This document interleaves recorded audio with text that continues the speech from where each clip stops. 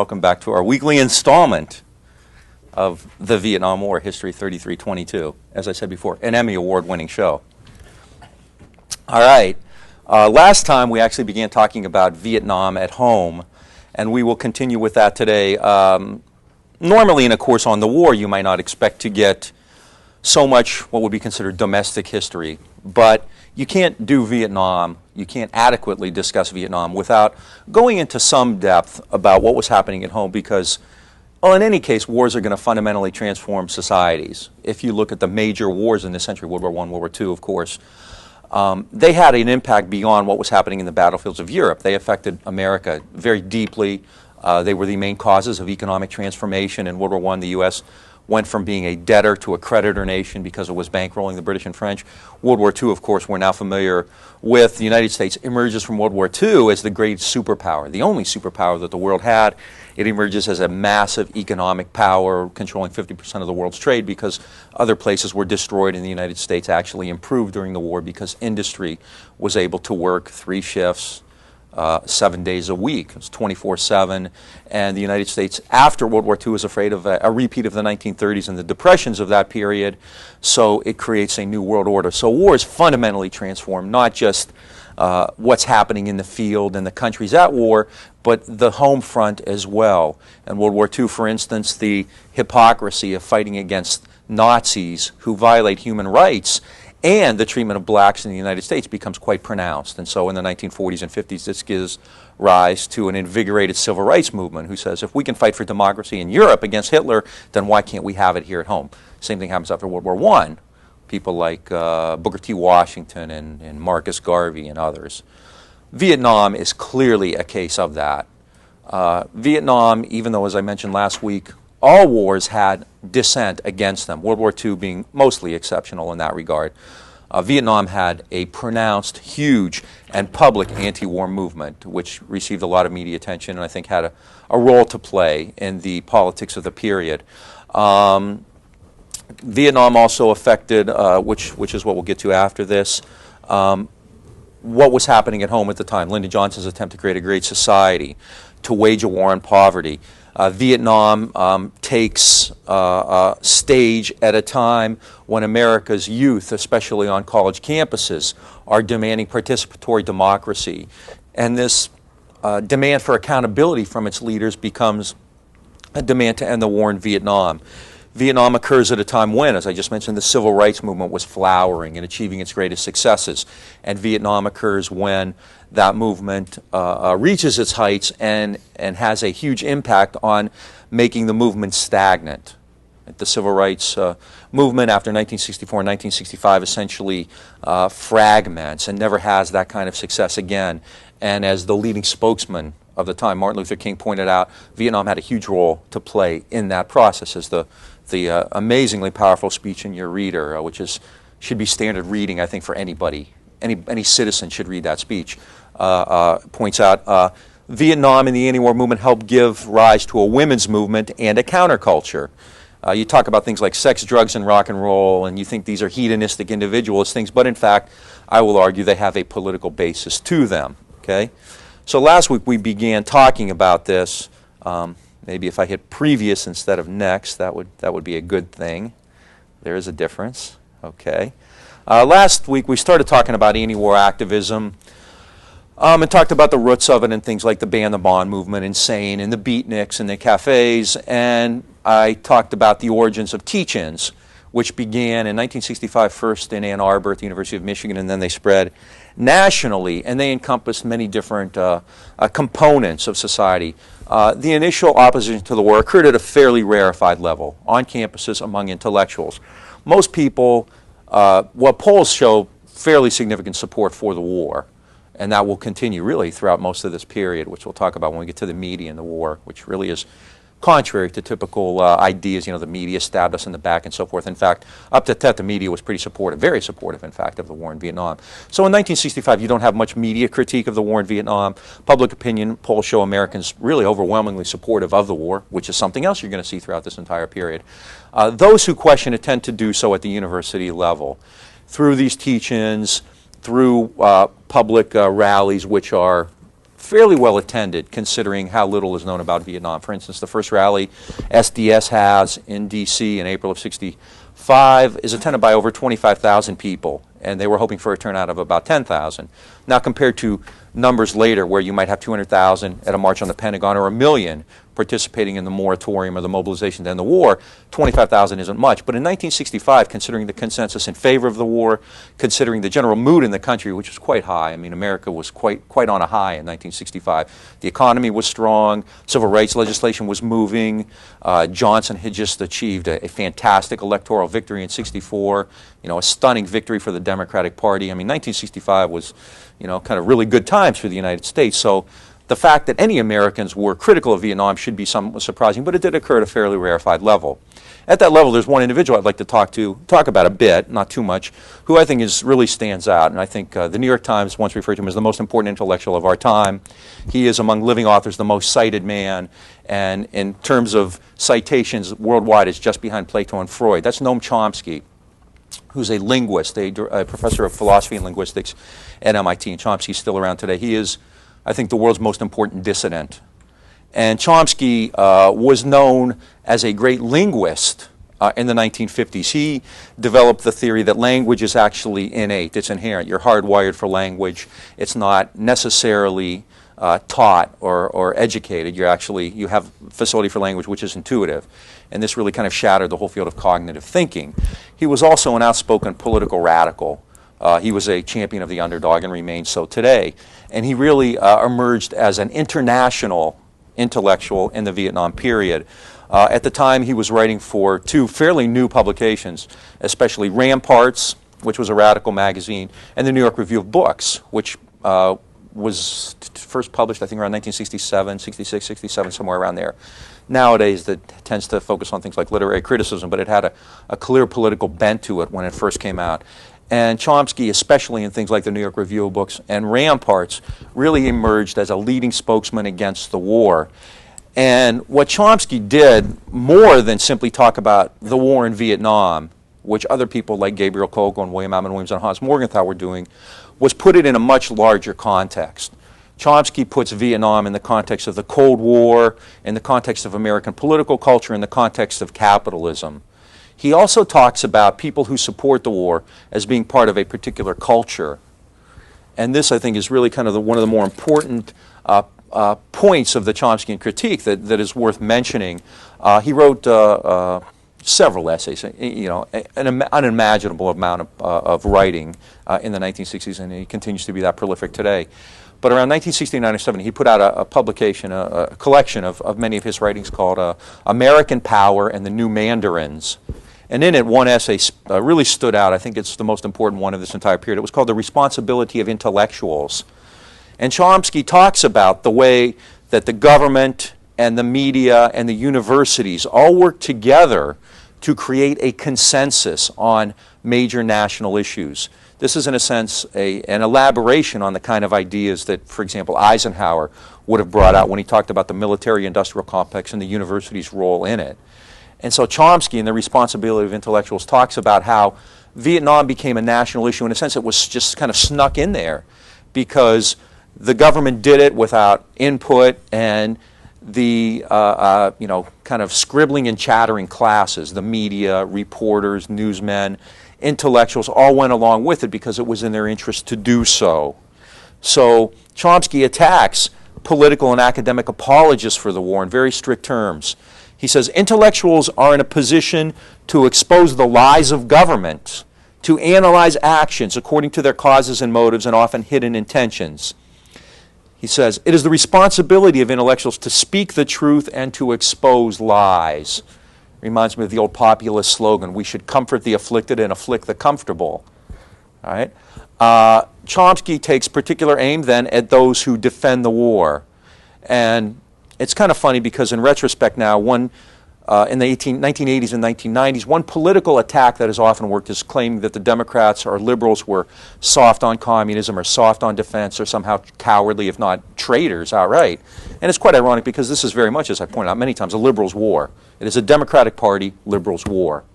Vietnam is. It is part of the bigger liberal agenda. World markets, world trade, hegemony. And so Chomsky is taking to particular task those people who have made this possible by essentially creating a consensus by not allowing the people to have the information they need. He will later use Walter Lippmann's phrase, the manufacture of consent, to talk about this, manufacturing consent. The idea that we can't tell the people everything they need to know because they might oppose policies which we think are in the best interests of whoever needs to be taken care of. So we need to manufacture a consent among them.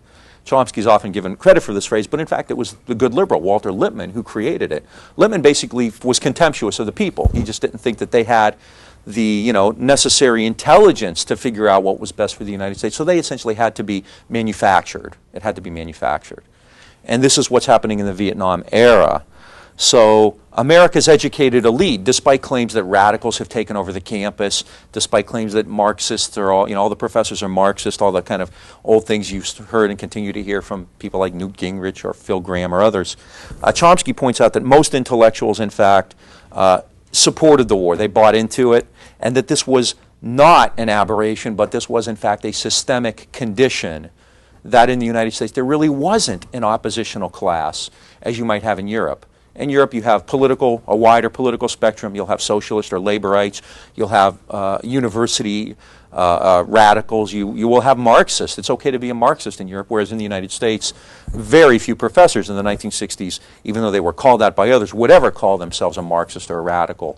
These terms just weren't generally in use. And in fact, among the worst red baiters were the liberals, people like Arthur Schlesinger and Johnson and his people. Johnson basically branded anyone who opposed the war a communist or a dupe of the communist. He would have the FBI and CIA infiltrate the anti-war movement to see if they were getting directions from Hanoi or Beijing, as if Khrushchev or Brezhnev or Mao have nothing better to do than to send a telegram to Tom Hayden. This is kind of the level at which they're operating. So the liberals are as bad as anybody on this, and Chomsky points this out. And he concludes with words which I, as a professor, found very powerful. The question, what have I done, is one that we may well ask ourselves as we read each day of fresh atrocities in Vietnam, as we create or mouth or tolerate the deceptions that will be used to justify the next defense of freedom. So Chomsky is basically saying to the intellectuals of the United States, to the educators and to the students, it is up to you to call the government on this activity. Okay? No one else is going to do it. You cannot count on the media or the professors to do it. We're going to have to do it on our own. It's going to take a movement of the people, students, interested professors, and whatnot. But as intellectuals, you have a certain responsibility to do it. Right? So Chomsky, I think, really becomes a beacon for many others, and no one individual is responsible for the anti-war movement. It did not have leaders. The beauty of it, in fact, was that it was so decentralized, if not anarchic at times. But I think in terms of being a kind of an inspiration, Chomsky is probably as important as anybody in that period. You talk even today to people of that generation who were active in the movement, and quite often Chomsky's name will come out, and his essays like The Responsibility of Intellectuals are still cited today quite frequently as having a huge impact on people within the movement. Others, using Chomsky as an example, did, as the phrase of the day went, speak truth to power. It was a quite common phrase, speak truth to power. David Dellinger and David McReynolds, who were old leftists and pacifists, become leaders in the anti-war movement. Two of the better known were brothers who were Jesuit priests, the Berrigans, Philip and Daniel Berrigan. And beyond simply talking about the war, the Berrigan brothers took direct action. They counseled young men on avoiding military service. They encouraged them to burn their draft cards. And the Berrigans themselves were arrested and convicted for destroying records. They went into a selective service office in Catonsville, Maryland, and they took all the selective service records and they destroyed them. And then they stood there and waited to get arrested. It was civil disobedience, the kind of thing Martin Luther King was doing. You don't commit an act like that and run. You take the punishment for it. The Catonsville nine people did it, became quite famous in the anti-war movement. Young men would regularly just sit on stand on the steps of the local, courthouse or the selective service office and burn their draft cards and essentially dare the authorities to arrest them. Hans Morgenthau, one of the more intriguing characters in this is actually Hans Morgenthau. Morgenthau was an old favorite of the Washington establishment. There are always kind of in-house intellectuals. nowadays you have people like John Gaddis who are, you know, the subject of front page articles in the newest U.S. News and World Report. It says something about John Gaddis and the Cold War. You can always find an intellectual to be on CNN or to be on Nightline, giving the expert opinion, which almost always conforms to what the powers that be want you to hear. And Morgenthau had served that function. He was kind of the guy who was quoted by Walter Lippmann and others. Morgenthau was the guy who could say, yes, the U.S. is taking the right approach in the Cold War because yada, yada, yada. Well, when it comes to Vietnam, Morgenthau switches gears. He, like Chomsky, blasts the intellectual community. He accuses them of political opportunism. And he says in incredibly stark terms, incredibly powerful terms, Morgenthau says, the intellectuals of America have indeed been raped, but many of them have looked forward to the experience and are enjoying it. So, I mean, Chomsky and Morgenthau become pariahs among their peers. They are considered wild-haired, crazy, irresponsible intellectuals. They're not responsible. This is the term you often hear. They're not acting responsibly because of this rhetoric. But in fact, to generations of younger people and young professors and people concerned with peace and justice issues, they really do become icons. They become heroes, all right? At the same time, I don't want to overstress what their role is because this was not a centralized movement with recognizable leaders. I mean, the civil rights movement, in a sense, with King was. King was clearly the central figure in that movement. And when he dies, there is no one who has the magnitude that King ever did. The anti-war movement wasn't like that. I mean, I happen to talk about Chomsky in very strong terms, but I would not disagree with somebody who would talk about Tom Hayden in very strong terms, or Carl Oglesby, or Paul Potter, people whose names really aren't that familiar, because there was no anti-war movement singular to speak of. There were a lot of movements and a lot of people involved. I think Chomsky is very important, though, for the kind of inspiration and the principles he espoused. The heart of the movement, though, I would agree, is not at the top, it's in the streets. And when you talk about the anti-war movement, the hero, if you are inclined to believe there are heroes or if you agree with that, would be the typical demonstrator. It would not be a Martin Luther King figure. I mean, when you talk, there are plenty of heroes in the civil rights movement as well, Rosa Parks and Goodman, you know, Cheney and Schwerner and whatnot, but you tend to see King as the centerpiece of all this. In the anti-war movement, there's nothing like that. And the heart of the movement is in the streets. Demonstrations in major cities continued and grew throughout 1966 and 67 as more American soldiers, as more American boys went to Vietnam. They included millions of Americans of all ages, groups, religions, and classes. I think in the earliest years, and again, it's real hard to get straight demographic evidence, but if you look at it in terms of, you know, look at photos from major demos, most protesters are going to be fairly young. They're going to be students in the earliest years, 66 and 67, or veterans of like the Ban the Bomb movement or civil rights movement. There's a great deal of crossover. It's like a conveyor belt between civil rights and anti-war. So you're going to have a lot of people who maybe got started in civil rights and then will shift to the anti-war movement. And in fact, this will become more common because after 1965, which I'll talk about later, the civil rights movement becomes somewhat fragmented, and a black nationalist movement emerges, and whites are less welcome in many of the groups that had been very instrumental in the period below that. So in a lot of cases, Caucasians will bolt civil rights and become anti-war activists. Other groups, which had started for other issues, will become anti-war groups. So you start to see kind of some greater diversity. But for the most part, it's still a fairly young movement, and it's strongest on college campuses. All right. So in 1967, in April, for example, anywhere between 125,000 and 400,000 people protested the war in New York. If you've ever been to a demonstration, it would be fantastic for somebody to study the politics of the National Park Service counting. You go to a rally, and the sponsors of the rally will claim that there were 300,000 people there, and the Park Service will say 75,000. I know when I lived in Washington, D.C., I would often be downtown, and you couldn't move. The place would be jammed with people, and the Park Service would say there were 50,000 people there. Now, maybe there weren't 300,000, but clearly there's a political point to all this. You know, we want to make sure, if we're the government, that only a few people are protesting the war, and if you're the sponsors, you want to say, no, everybody's with us. And so whenever you see rallies in the 60s, the numbers are going to be all over the place.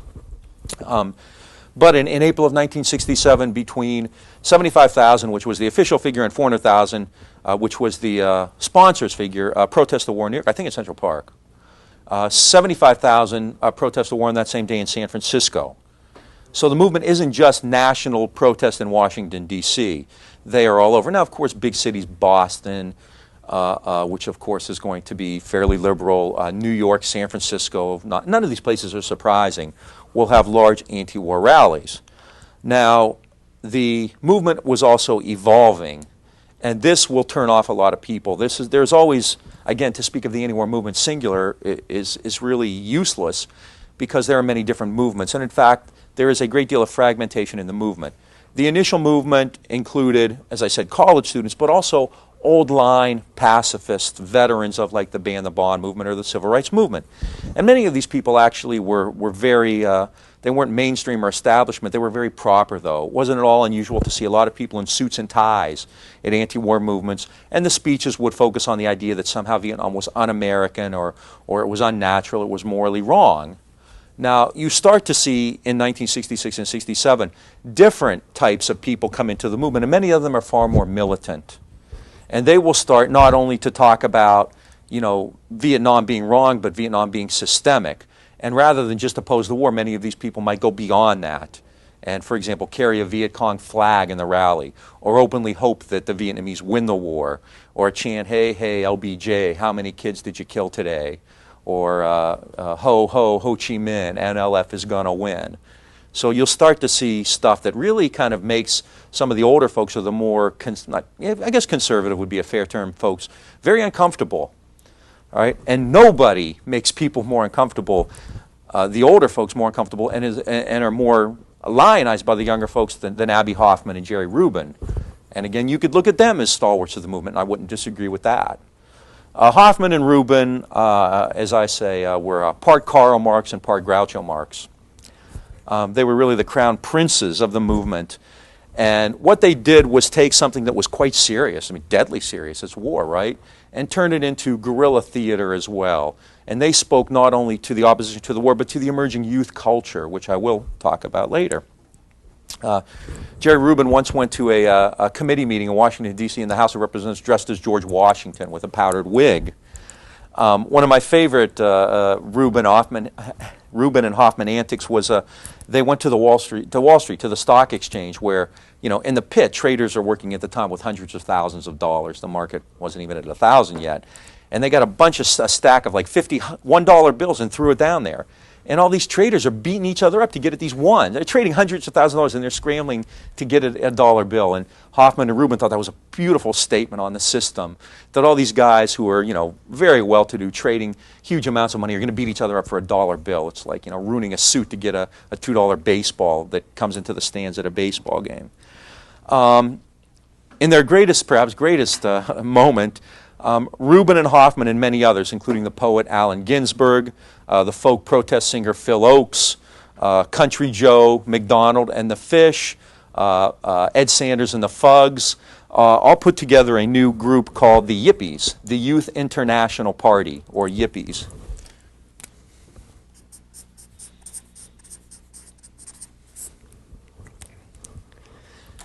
And the Yippies were never a minority, but they got more media attention than any other anti-war group. This was the kind of theatrical fringe of the movement.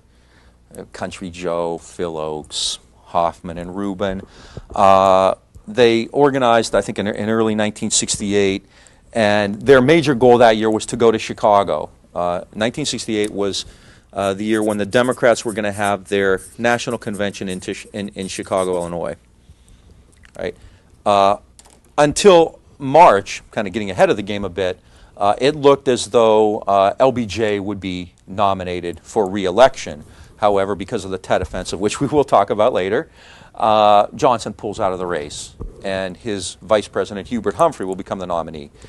And Humphrey never really distanced himself from LBJ until it was too late. He was tainted with the war, and there was other stuff going on as well, the candidacies of first Gene McCarthy and then Bobby Kennedy, the assassinations of Martin Luther King and then Bobby Kennedy. So the country's on edge. It's a bad year. I mean, I was fairly young, but 68 was a bad year. I mean, I remember it well enough to know it was not a good year. It was just one crisis after the other. You know, we'll go into that a little bit more. So the major goal of the Yippies was to go to Chicago and disrupt the 1968 convention where Humphrey would be nominated to run for president. And they played it for all it was worth. They had announced that they were going to have dancing bears there. They got a pig, which they named Pegasus, and they nominated it for president. So the Yippie candidate was Pegasus, and their goal was to nominate him and then eat him. Okay?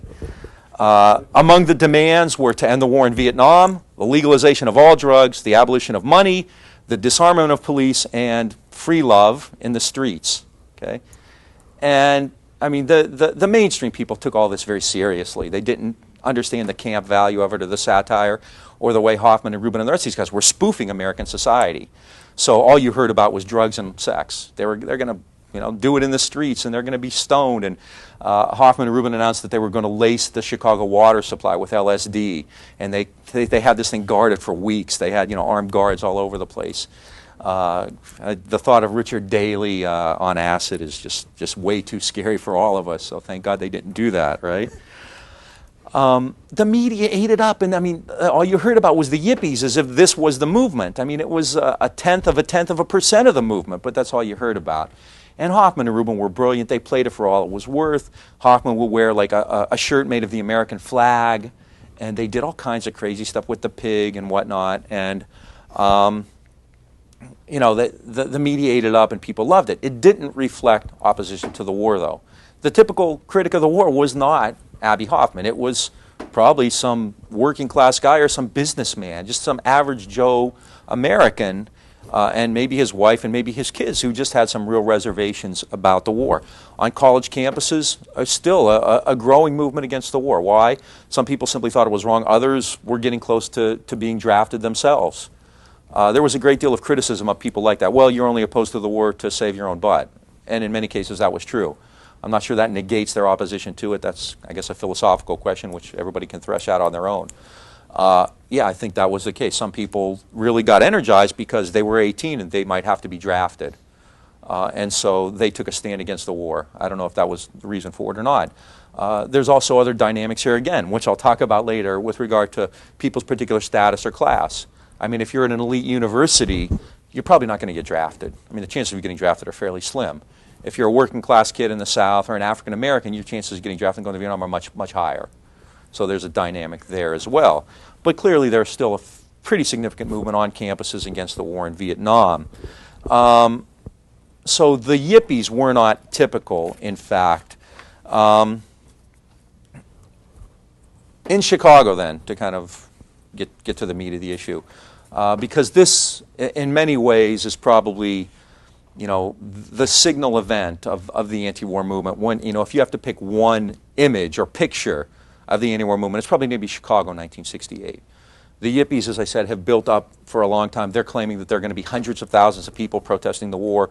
There's an open call, come to Chicago. Okay, Graham Nash actually later wrote a song about it, which kind of lays it out there. Probably better than I could, and certainly a lot quicker. So I often tell students, instead of lecturing for an hour on liberalism, I should just play Phil Oakes, Love Me, I'm a Liberal, and you can get it much easier that way. Yeah. Have you ever seen the movie Medium Cool? Is that Haskell Wexler? Yeah. No, I haven't. They have like live footage in Lincoln Park. Yeah. No, it's great. It's like famous for that. It's Haskell Wexler's film about that. Yeah, I mean, they're calling 100,000 people are going to be there. They're in Grant Park. Yeah. Is that live footage you're talking about of the 67 New York, April, New York? No, this is 68 Chicago. 68 Chicago. Yeah. Oh, Lincoln Park. Actually, it was Grant Park, wasn't it? I think it was Grant, not Lincoln. I think it's Grant. Yeah. I think it was Grant Park. With the fountain in it, the big fountain. Yeah. Yeah, because Lincoln's where the zoo is. Okay. Yeah.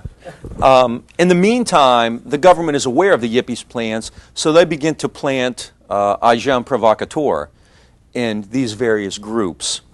And of course, if there is an infiltrator from the government, then almost without question, he's going to be the most radical person there. He's going to be the one who wants to, bring guns and do all kinds of stuff, and that's clearly the case.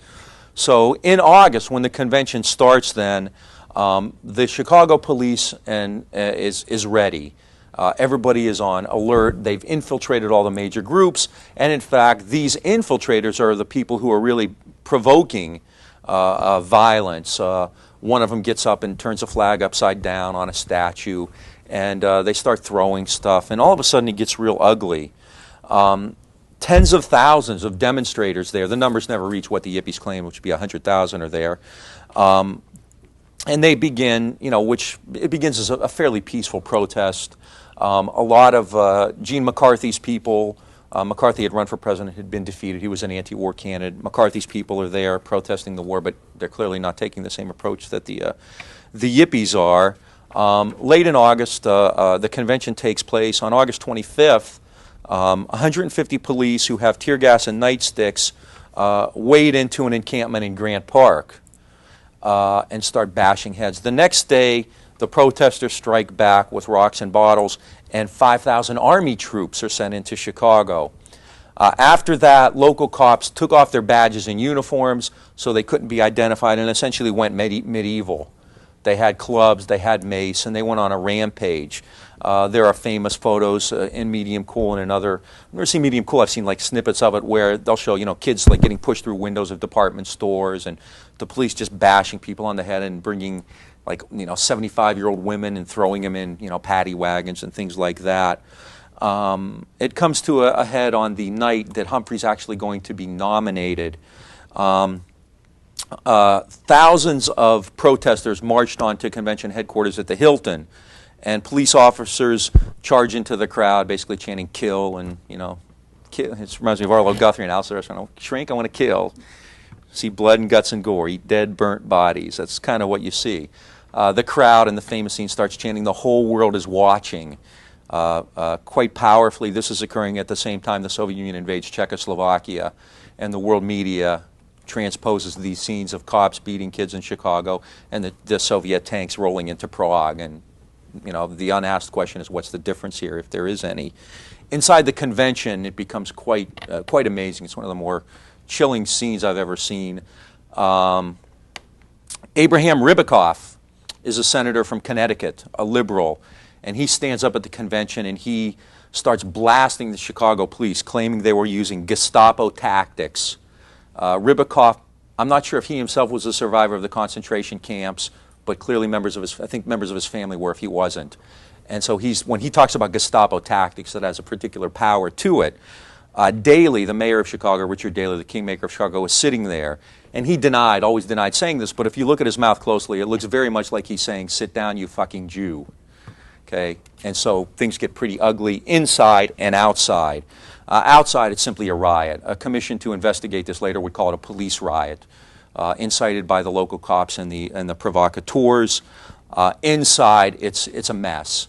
Humphrey's chances were doomed at that point. Whether he would have ever beaten Nixon is certainly open to question, but clearly after the debacle at Chicago, he didn't have a chance. I have a couple of reflections on this, but first off, how did Humphrey wind up with the nomination? After Bobby Kennedy was killed, because between them, McCarthy and Kennedy were, Kennedy's delegates somehow got transferred to Humphrey, right? After he was killed, even though they were both Kennedy entered as a peace candidate after seeing McCarthy's success. I mean, do you think that was Kennedy there in the first place to co-opt McCarthy, who was like a genuine outside the Democratic political establishment? Do you have another question, or do you want me to go with that one first? Go with that one. Okay. It's interesting because I think the general idea is if Kennedy hadn't been killed, he might have gotten a nomination. And in fact, I don't think that was the case. To kind of give a little bit of background on it. In late 1967, do this, do it now, do it later, what difference does it make? In late 1967, there was a liberal Democrat named Allard Lowenstein who didn't have any position, but he was kind of a deal maker, very influential liberal activist. And Lowenstein went around he started what was called a Dump Johnson campaign. And he went around looking for somebody to run against LBJ in the Democratic primaries because of Vietnam. And the first person he approached was Bobby Kennedy, who turned him down because he did not think that Johnson could be defeated. He thought it would be foolish, and the Kennedys don't take stupid risks like that. And Lowenstein went around. He finally talks to Eugene McCarthy from Minnesota, yeah. And McCarthy was clearly opposed to the war, but he never really had the kind of drive one would associate with somebody becoming president. McCarthy, if anything, was known for his wit. He's an incredibly clever guy. My favorite McCarthy joke was that for the Republican nomination that year, the contest was Nixon, Rockefeller, briefly, Reagan actually entered it, and George Romney, who was a governor from Michigan. And Romney started out as a supporter of the war, but then changed his mind and said, no, I'm against Vietnam. He said, I've been brainwashed. And McCarthy answered, well, a light rinse would have done. So this is why Gene McCarthy was well known. But he decides to run. And he goes to New Hampshire, and a bunch of college students and actually Vietnam veterans, VVAW, volunteer for the McCarthy campaign. And they all cleaned up. They cut their hair and they shaved their beards, and it was called Clean with Gene. And they went door to door. In the New Hampshire primary that year, which is the first one, McCarthy got 42% of the vote. Johnson actually won. He did not lose, which is often kind of the way it's presented. But for a sitting president to get only 58% of the vote against this insurgent is really quite telling. It's not unlike 1992 when Pat Buchanan scared the heck out of Bush and really, kind of set the tone for that campaign. And Bush never really recovered from that. So Johnson is already kind of, hit by that. Well, Bobby Kennedy saw this as a chance to exploit this. And Kennedy really had only come out against the war a little earlier. McCarthy had far better, you're right. McCarthy had far more legitimate anti-war credentials than Bobby Kennedy ever did. He had been a supporter of the war. I think unlike many, Kennedy's transition was fairly genuine. Maybe I'm a dupe in that one, but I do think that he actually kind of got it in late 1967 and 1968. Once he saw that Johnson was vulnerable, he entered the race too, which of course infuriated Lowenstein and McCarthy. And Johnson, especially after the Tet Offensive, which is a total disaster politically and, I will argue later, militarily, Johnson pulls out of the race on March 31st. And so now you have McCarthy and Kennedy. And Kennedy and Humphrey at that point jumps into the contest. All right? Kennedy wins the majority of the primaries from that point on, including the big one in California, all right, and he is killed right after that. McCarthy essentially starts to fade, and Humphrey enters only a few primaries, and Kennedy head-to-head beats him, I think, almost every time. And in fact, McCarthy may have even won the Oregon primary. In terms of the actual votes received in primaries, Humphrey has the least, but it didn't matter, because at the time, and it's a little bit different today. 1972, the Democratic reformed its nominating procedure. In 1968, most of the delegates were not elected in primaries, but were in fact appointed by the party, by labor unions, by Democratic Party bigwigs. I would argue that, in fact, Humphrey always had the nomination in his back pocket, had Kennedy survived or not. Because even though Kennedy had momentum and he had popularity, the party apparatus was solidly behind Hubert Humphrey. I remember a couple years ago I interviewed Lane Kirkland, who at the time was George Meany's second in command at the AFL-CIO, and Kirkland later ran the AFL-CIO for almost 20 years. And he said, we would just call people up. He'd say, we get on the phone and we call the Michigan delegation and say, we need so many delegates for Humphrey. We call Ohio. We had our people all over the place. He said it was taken care of. Kennedy never had a chance. Now, I think there is a possibility that given the public uproar over Kennedy, had he survived, it would have been harder to give Humphrey the nomination when, in fact, Kennedy was clearly more popular. But for Humphrey to get the nomination really was no surprise. The Democrats were clearly behind him. Johnson still controlled the party. Johnson had appointed all these people. Johnson had the labor union support, and they all just shifted to Hubert Humphrey when the time came. So the fact that he won isn't really surprising. Had Kennedy survived, it probably would have been something of a horse race. The one major difference, I think, was had Bobby Kennedy survived, you might not have seen the debacle at Chicago. And he was the only person who might have unified that party, who might have been able to prevent the kind of uproar and the kind of mess that actually occurred. But in terms of getting the nomination, the general line is had Kennedy survived, he would have gotten it. And that's nowhere near as certain as people would like it to be. And in fact, again, it's counterproductive, counterfactual, but I think Humphrey was sitting pretty. I don't think that the Democratic Party regulars were real worried about the 68 convention in terms of who would get the nomination. Yeah. Does that answer it? Yeah. Okay. And then the irony that came out of that is that Nixon was able to present himself as the peace Oh, candidate. absolutely. I mean, the Democrats imploded. Nixon's a good politician. He was very clever. He worked it the correct way, right? And he comes out of this, looking like the sane voice of reason, right? Because the Democrats have just had this, family fight. I mean, this ugly fraternal battle. So, yeah, Nixon and Wallace benefit from all this, I guess I was just going to add a little bit of like personal experience. Oh, that's great. I was in high school when the 1968, and I think I sort of had a kind of intuitive identification with like the emerging rock and roll subculture, but really wasn't politically astute in any way. But the experience of watching people who looked like me, only a couple of years older, get the crap kicked out of them by police overnight completely radicalized me. Yeah. And by 1 year later, I was getting kicked out of high school myself for anti-war protests, and then was active while I was in college. And I'm sure that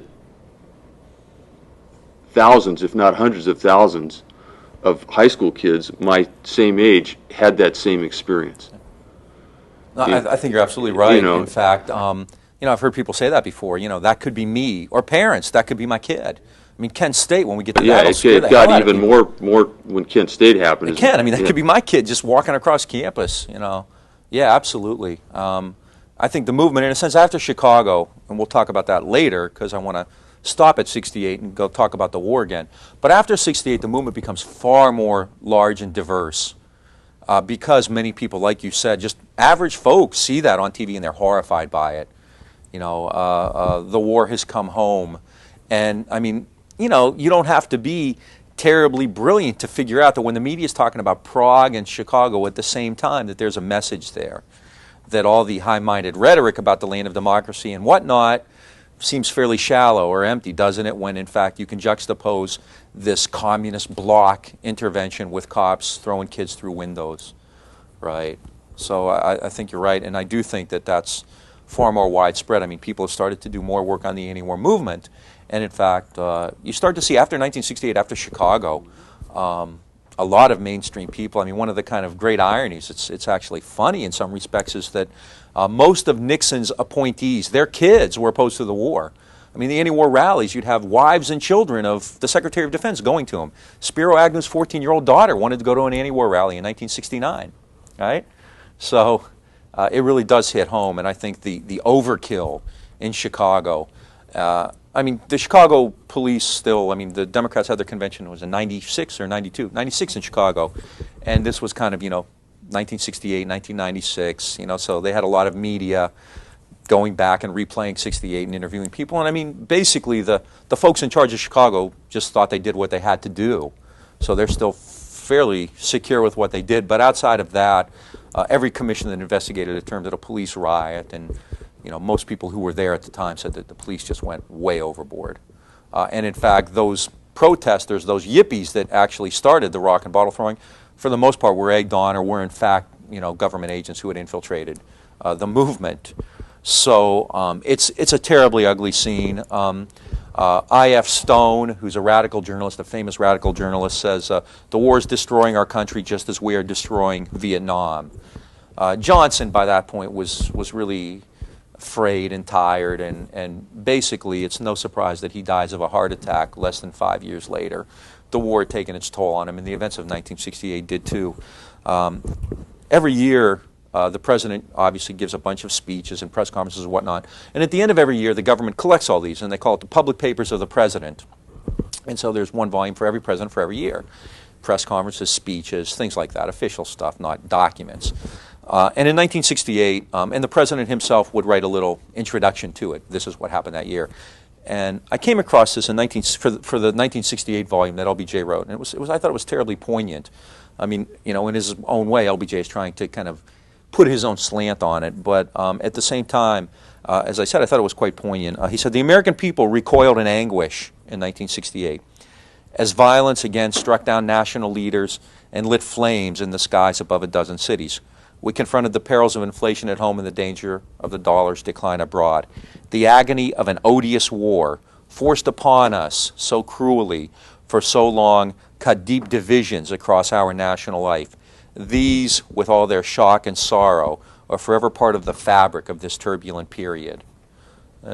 Coming from LBJ, I thought that was fairly, revealing. Of course, on one hand, he will call it an odious war, but then he will say, forced upon us so cruelly for so long. Obviously, he had no control over that. It was forced upon him, right? But even so, I thought it was fairly telling. So by 1968, the anti-war movement is clearly a reality, and it is having an impact on the war. How much of one? There's no answer to that. I mean, that's not something that can be quantified or verified. Some people will argue that the anti-war movement was crucial in limiting America's ability to wage war, and that in the end it forced Americans to cut and run from Vietnam, or de-escalate the war in Vietnam, however you want to turn it. Others will say that the anti-war movement really was just disloyal. They were pro-communist, and they caused a great deal of trouble, but not terribly effective. They're all over the charts. I personally think that there were other factors more important than the anti-war movement, namely the Vietnamese. I mean, if you want to look for a reason the Americans lost, it wasn't. I mean, a lot of conservatives will say the Americans lost because they were sold out at home. They were stabbed in the back by all these Yippies and hippies and drug users and Walter Cronkite and everything else. In fact, I think if I had to point to one reason why the Americans lost in Vietnam, it would be because of Vietnam. I mean, the war was in Vietnam, not in Washington or Chicago or New York. So I think to suggest the anti-war movement ended the war is really giving them too much credit. To suggest they had no impact is probably erroneous as well. And, there are a lot of books on it. More and more research is being done on it, which reaches different conclusions. Obviously they made it harder. There's no question about that. I mean, if Johnson had ever thought of, for example, calling up the reserves or mobilizing the entire country and the economy for war, the anti-war movement would have been in the streets in even greater force than it was. So clearly his options were limited in that regard, but there were probably other factors limiting it as well. Wall Street, for example, opposed the war. And if Johnson's going to listen to somebody, is he going to be a protester in the street or, a Wall Street banker? So there's just all kinds of factors at play to determine. So, basically, there is no answer to the effectiveness. There's no single answer to the effectiveness of the movement. Its impact was huge. I think that's undeniable. But there's a difference between impact and effectiveness. And everybody knew about it. Millions of people participated in it. They saw it as a vital function of their role as citizens in a country that claimed to be a democracy. So there was no question that they had a huge impact. I mean, it was on the news. It enabled many people to feel like they were in a community when they spoke out against the war. Talking to one woman whose husband was in the Air Force at the time, and I forget where, they were living on a base, and she put a peace sign in the window and was terrified. And all of a sudden, peace signs started showing up in windows all over the base. And, so the others there felt comfortable that somebody else felt the same way they did. And I think that's the vital role it played. Later on, when we talk about things like music and culture, you're going to see the same thing, where people will kind of have a particular touchstone, Country Joe and the Fish or something like that, they have in common, so they can talk about that. Coffee houses on military bases and things like that. Yeah. Is there a history course in this department that anyone deals specifically with that era of American history and the... Yeah, that's mine. Ah. You're looking at it, yeah. I'm the 60s. Uh-huh. I'm the 60s guy. Next semester? No, I don't know when I'll do it again. I did it last fall, in fact. Yeah. Yeah. Along those lines, does the CIA course that Dr. O'Brien teaches get into the CIA role in all this? I don't know. In Vietnam? Probably not. Well, I mean, yeah, he does. I think he does touch on Vietnam. It'd be hard to because, as I said, the CIA technically still doesn't even admit to being in Vietnam. Although a couple years ago I was at the LBJ library and they were getting ready for an invasion of the CIA. The CIA was coming there to, I think, put everything on, scan everything in, and they're going to put it on CD-ROM. So even though they don't admit they were there, they are now processing the records, and at some point, hopefully in the future, this stuff will start to become more available. The CIA was there as something called the SOG, Special Operations Group. They're most closely identified with something we'll talk about later called Operation Phoenix, which was an assassination program. But clearly they were doing all kinds of other things there, too, that we don't know about. That is one of the case studies that Dr. O'Brien has in that CIA course. Phoenix? is Vietnam. Oh, okay. Along with Guatemala and Yeah, I'm sure he does, and I mean, we know stuff because there are agents who've written memoirs and things like that. In terms of the actual documentation, that's harder to come by because it hadn't been released yet. But yeah, I mean, yeah, the CIA was clearly involved. That's one thing that's impressed me about this course. So much of the reading is so recent, 95 and later. Yeah, and I mean, Vietnam wasn't that long ago. It was only, the war ended just not even 25 years ago, and the entire adult population remembers it intimately. So, for some time, I think you're still going to see this happening, more and more stuff coming out. And I mean, it's particularly emotional for that reason too. I mean, it's not like if I write about the Civil War, obviously, you want the North to win, right? But you don't have the same emotional attachment because you weren't there. Whereas if you're writing about Vietnam, you can, you can write with some passion, and you'll see a lot of that in like in the selections we've read and in other places. On both sides. I mean, there are people who defend the war now terribly passionately, just as people oppose it in those terms. Yeah. Yeah. I'm sorry, forgive me. Why? I can't help it. It's my mouth. It's funny as you well, specifically this course, as we move through this course, and you think back at what was going on. For instance, Jane Fonda, going to North Vietnam and standing there proclaiming, how just, the North Vietnamese were, and how at the time, it was just, she was a demon from hell. But now, as we look at the history, and have a perhaps a more objective view based on what we're reading, and having also put some distance between that era and now, it's just interesting, to feel the difference, to think about the differences, and for it to be so different here in 1999 than it was in 69 and 67 for us, experiencing this history we're talking about. Yeah. Fonda's interesting, and you notice I don't mention her because I think she just gets way more attention than she deserves. I mean, it's an actress. She's an actress, all right? But it's interesting, even at the time, a lot of Americans went to North Vietnam, and they were treated, the response they got was kind of engendered by the way they were perceived, and Fonda was perceived as Barbarella. So she goes there and she's trying to talk politics, and no one takes her terribly serious to begin with. She also essentially makes a statement of support for the Vietnamese and has her photo taken sitting in an anti-aircraft pit, theoretically, shooting down American planes. That's kind of the image conveyed. Obviously, she's not doing that. Herbert Aptheker, a communist historian, Tom Hayden, and Stott Lin also went to Vietnam. And they came home and they were hassled as communists. Joan Baez went to North Vietnam. She's a Quaker. She condemned all sides and condemned war as a pacifist while in North Vietnam. And didn't really catch much flack for it, although Al Capp created a character called Joni Phoney, which was clearly modeled on Joan Baez in Little Abner. Capp was a well-known right-winger. But Joan Baez got nowhere near the flack, and in fact was generally accepted. I mean, she was a folk singer, and no one took her terribly, not like she was considered an intellectual, but by and large, she still had integrity, whereas Fonda, became vilified as all evil. And I mean, Fonda was an actress. I never could quite understand. I realized the symbolic importance, especially if you're in favor of the war. But Baez got none of that, and Aptheker and Lind and Hayden got some of it, but not as much. King, who comes out against the war, gets a lot of flack for it, but again, Fonda was a lightning rod. An incredible lightning rod. Terribly symbolic. Even now, I still get stuff all the time over the internet and the web about Jane Fonda. Veterans groups still, protest her appearances and whatnot. And I mean, she's still a lightning rod for that. And it's real interesting. I don't like to touch it because I just think that she's getting way more attention than she needs. It's just, she was one individual who happened to use her celebrity for that reason. Yeah. Was she responsible for any POW being possibly killed? I think more likely these people were responsible for bringing POWs home. Only one POW was killed. It was a guy who tried to escape. That was the only American POW killed in captivity. Two guys tried to escape one night, and they were caught, and one of them was tortured to death that night. The other one, I believe, survived it. Yeah. So, I mean, in fact, the Vietnamese often would make a show for PR purposes of sending POWs home. In fact, Lind, Aptheker, and Hayden brought one or two home, I believe. And I think they were African Americans too, because it's just like the Iranians did when they took hostages.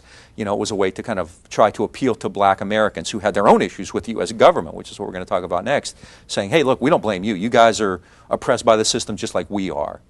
So I mean, to claim that Jane Fonda in any way had Americans killed, I think is a, you can't prove that, and it's just, I just think it's, it's just, yeah, I mean, I don't know how to respond to that, you know. Lyndon Johnson had Americans killed. He was the one giving the orders, you know, or whoever. But, you know, Fonda was, you know, I don't know. It's just difficult for me to talk about that because I have my own opinions on it, and I don't want to throw the, I mean, that's just my opinion, which is no more valid than anybody else's. And you can understand, you know, if you're a veteran, how her image would piss you off. There's no question about it. This is a woman who has her picture taken supporting the enemy. I can totally understand that. But, you know, to blame her for the war, blame her for losing the war somehow is, I think, is a little bit beyond where we need to go. And it's a diversion from things which are, I think, far more important.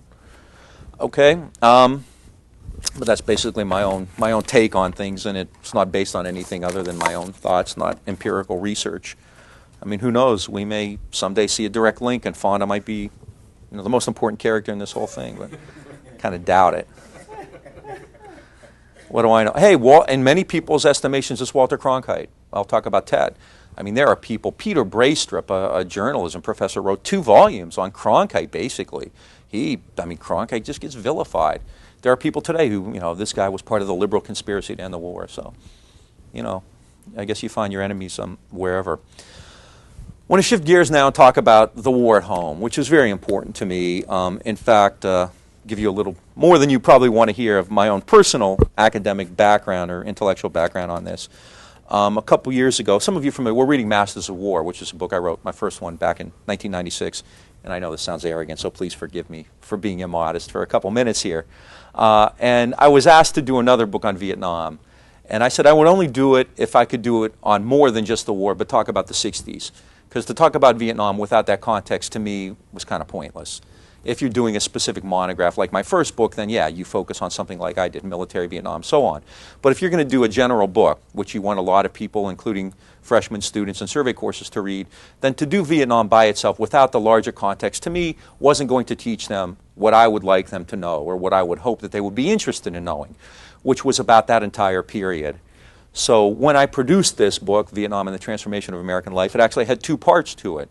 And the first part is basically a straight history of the war, and with some the anti-war movement thrown into it. And it has my own particular take on it. It's probably not the most original thing. I mean, there's nothing in there that I discovered on my own or was the first person to ever come up with. The second part is about the movements. And my major point, which is what I've already been sharing with you, is that the war fundamentally transforms everything else that's going on. And so I link the two. And I think that's important, because to do Vietnam without talking about the other things that are going on really gives you an incomplete sense. And it kind of takes Vietnam out of context. I mean, without the Great Society, without the New Left, without civil rights, without a counterculture, Vietnam doesn't make the same sense that it does with it. All right? You can't pull that out. You can't compartmentalize things. LBJ didn't have 3 or 4 different brains, one for Vietnam, one for civil rights, one for Great Society. He had one, and it's not like a cream separator where you can take things out and separate them. When you have crises confronting you, you see them all. They're part of the same process. So Martin Luther King in Vietnam, you can't shut down your brain and say, okay, I've thought about Vietnam, now I'm going to think about King. These things all come together. And so to deal with the war without taking this into account, I think, is an error. That's why I teach a course on the 1960s separate from this. Right? In this course, we've definitely focused in fairly good detail on Vietnam. And of course on the 60s, you can't do the 60s without the war either, can you? So, but I spent a lot less time on Vietnam and a lot more on this other stuff. But to do this class without touching on this, I think, would be just as bad, just as wrong as doing the 60s without Vietnam. They're part of the same process, okay? They are, 2 halves of the same walnut, the yin and the yang. Use any kind of silly metaphor you want, all right? I want to start by talking about what there were 2 major movements going on simultaneous with the war. And I've just reversed the order chronologically in which they occurred. The first, of course, is civil rights, but I actually want to talk about that second. The other is Johnson's attempt to create a great society at home. The Great Society is part of the overall liberal mission of that period. In 1961, there is a scholar who's actually a socialist named Michael Harrington, who writes a book called The Other America, 1962 actually. And in this book, The Other America, Harrington does research and finds that there are about 40 million Americans, almost a quarter, almost 25% of the country, who can be classified as poor, according to government statistics. And poverty statistics don't leave a lot of wiggle room. I mean, if you are, you know, the number, the amount of money you have to make to be considered poor is actually very low. And so there are many people who are, even though above the poverty line, in real terms are really poor, who really can't make it. So Harrington finds 40 million Americans actually poor, about a quarter of the country. And this shocks America. Reminds me of a great line by Gil Scott-Heron, America leads the world in shock. So, oh my God, there's poor people, there are hungry people out there. They're not eating, they're kids who don't have health care. You know, it shocks Americans, especially good liberals like John F. Kennedy and later Lyndon Johnson. Kennedy had read Harrington's book, and the depth of poverty and need really took these people by surprise, because they didn't believe that this wealthy and powerful country could have these kinds of social problems. And because of this, they will create social policy with the goal of trying to address and correct the kind of issues and the kind of situations that Harrington had exposed. Now, Kennedy and then Johnson have power at a unique time. Even though in 1990s the United States is clearly the world's greatest power, there's no question about that. In the early 1960s, the United States probably was even more powerful in relation to the rest of the world than it is today. The U.S. was still riding this incredible wave of post-war growth. As I said, after World War II, the United States, in the early years of after World War II, controlled 50% of the world's trade. I mean, think about that. 1 out of every $2 in trade was American. That's staggering level of world power and hegemony. It goes down in the 50s to 25%. That's still huge. Yeah. What's the window, the time window on that 50% control, roughly? I'd say 45 to the early 50s. Maybe through Korea, because obviously in Korea you have a great deal going on. By the late 50s, it's still 25%. Now, this is a country, remember, which has 6% of the world's population, uses 25% of the world's resources, and controls 25% of the world's trade. Has military commitments globally, has bases in 30 or 40 different countries. You are talking about a major superpower. I was talking to somebody from the Netherlands not long ago who used the term hyperpower, which would have fit if they had had it at that time. So clearly then the United States is flush with money, with success, with power, and with this sense of mission. Remember Kennedy's inaugural address, ask not what your country can do for you, ask what you can do for your country. So, I mean, thousands of young Americans joined the Peace Corps, joined the military, riding this crest of Kennedy's service, this whole Camelot persona, he and his beautiful young wife and their perfect, beautiful little family,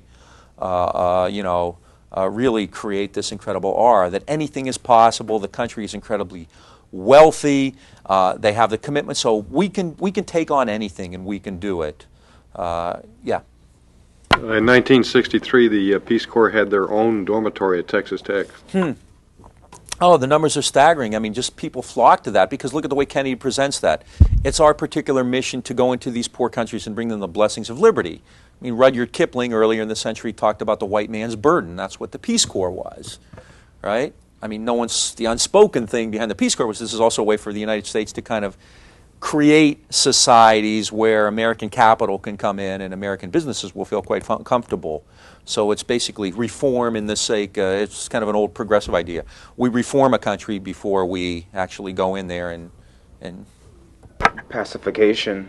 Well, it is in a sense. It's a social form of pacification. It's not wartime pacification, but we have to go in and educate them and teach them basic functions because so long as they live in incredible rural, dirt poor poverty, they can't buy all the toaster ovens we make. So that sounds cynical, but that's quite clear. I mean, that's no conspiracy. That's the way they thought. And, you do good, but you also want to do well. So you send the missionary, instead of the missionaries, you send the Peace Corps in, right? And it's a secular version of missionaries in China. You send missionaries in China to teach these Chinese to be more like us so they can buy oil lamps and Coca-Cola and stuff like that. But Kennedy obviously doesn't present it that way, and so the Peace Corps becomes very popular. If you've ever seen Born on the 4th of July, or you've read the book, at the very beginning, Ron Kovic is inspired, Tom Cruise character is inspired by Kennedy's inaugural address and joins the service. And I've talked to countless numbers of people who had the same thing. I mean, if you've ever heard the speech, it's incredible rhetoric. It really is very powerful stuff. I mean, he was a wonderful speaker, and, it was beautiful imagery. Yeah. Sorry. Testing. Who wrote it? Ted Sorensen Sorensen did most of it. Yeah, Sorensen was Kennedy's #1. Sorensen also wrote Kennedy's Pulitzer Prize-winning book, along with Georgetown professor Jules David, Profiles in Courage. David and Sorensen wrote it. Sorensen probably wrote Kennedy's first grade spelling paper, But at any rate, I mean, it's beautiful rhetoric, and you can understand the sense of optimism and the sense of limitless possibilities. But war and poverty, hell yeah. I mean, we'll knock it out like that. Vietnam, take care of it like that. Why not? I mean, in a sense, Vietnam makes perfect sense. Why wouldn't they think the way they did? Yeah. And going to the moon. Oh, absolutely. It's a perfect example of that. We shall go to the moon in this decade or the next, the last frontier, right? The next frontier, that's space, Star Trek. Oh yeah, the moon is a perfect example. NASA, that's Kennedy's baby.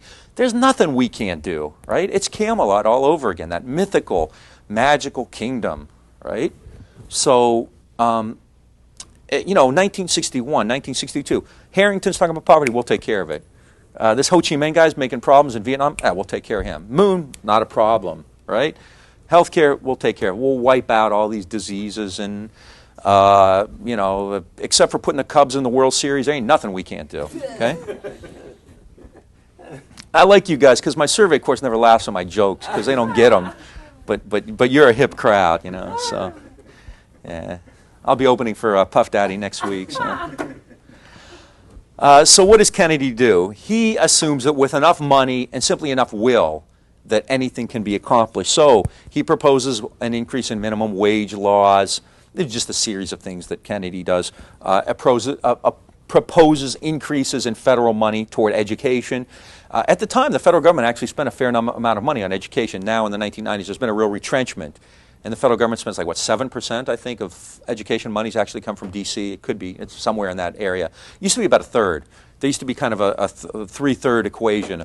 A third from the federal government, a third from states, a third from locals, and now it's all state and local, basically. So Kennedy actually wants to increase the federal government's role in getting educational monies to districts where they're most needed. So he proposes increases in that. Expansion of Social Security benefits for the elderly and disabled.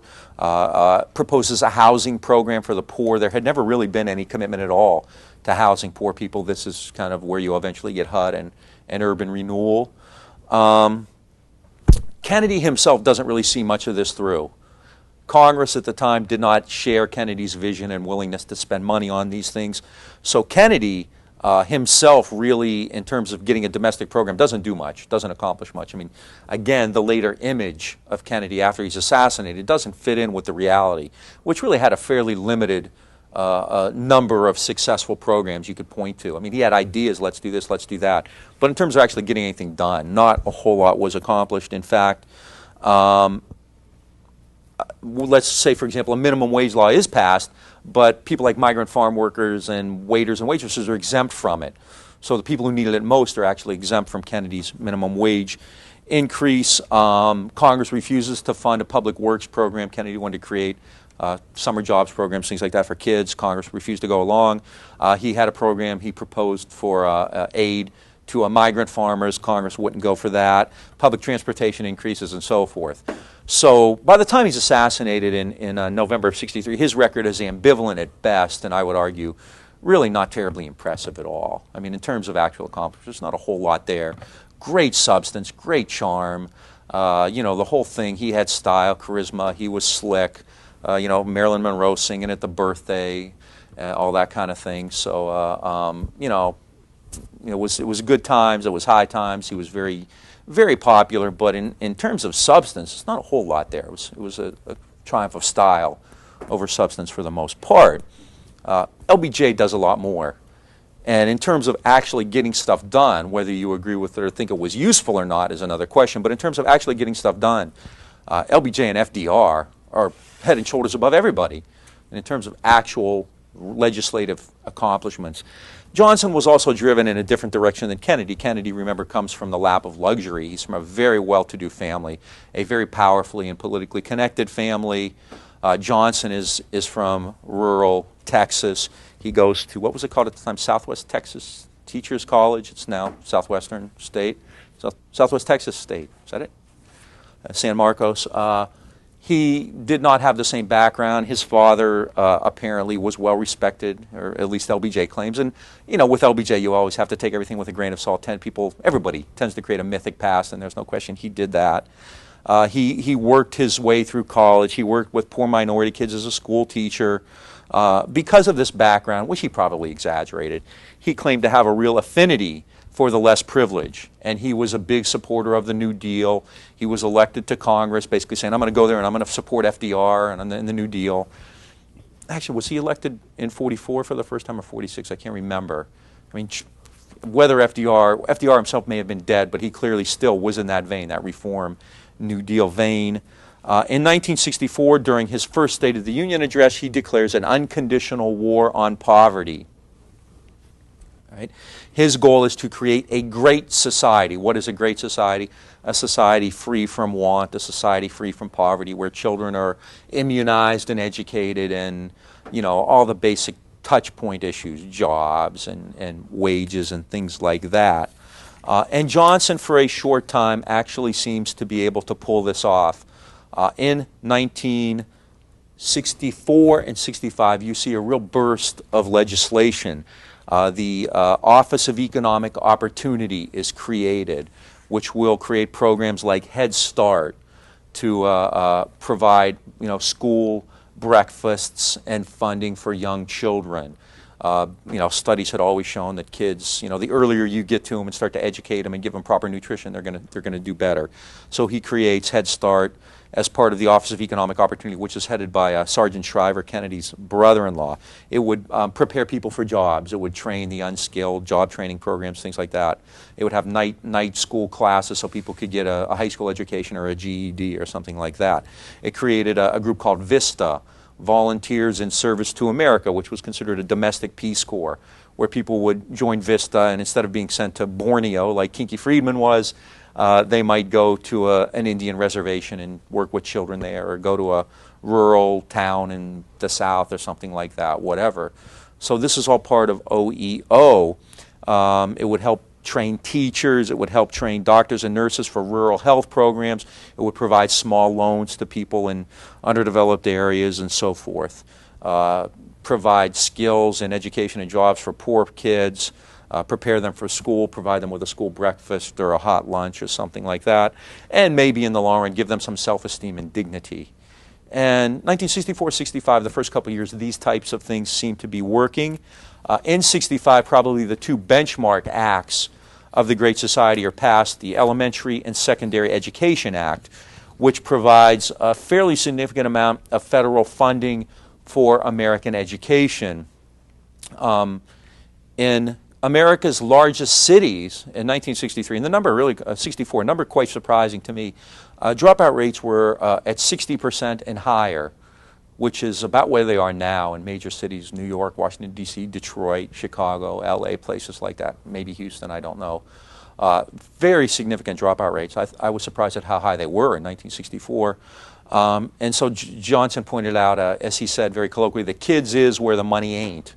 So the basic idea, not necessarily the way it was carried out, but the idea was to get money to those school districts that needed it the most, all right? And Johnson, as he signs the bill, says, as the son of a tenant farmer, I know that education is the only valid passport from poverty. It doesn't quite work out the way the rhetoric would have indicated.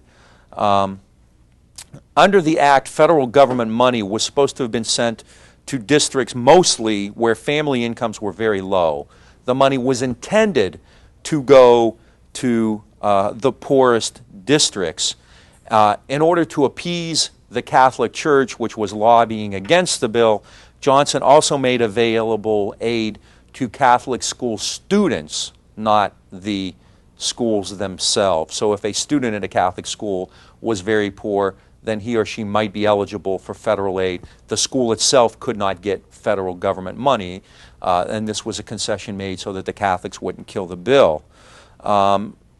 Johnson, in the Elementary and Secondary School Act, then is supposed to give money to the poor school districts, provide money to schools for language and reading training, for maybe teaching English language programs to migrant workers, audiovisual equipment, specialized ed for preschool kids, nurses in the schools, school counselors, bilingual teachers, special ed classes, GED classes for adults. All of these things are supposed to attack America's education emergency, and these are perfectly consistent with the liberal mission to, uplift and reform the country because we can afford it. We're big enough, we're powerful enough, and dadgummit, people like us, so let's do it, okay? So this is part of the Johnson agenda. The other one, which we'll pick up in a minute right after that red light goes off and we have a break, go to the fridge, get a sandwich, a beer, whatever, is the Medicare and Medicaid Act, where they deal with the health crisis. So we shall talk about those after this, as Alfred Hitchcock would say, after this commercial message from our sponsors, or whatever.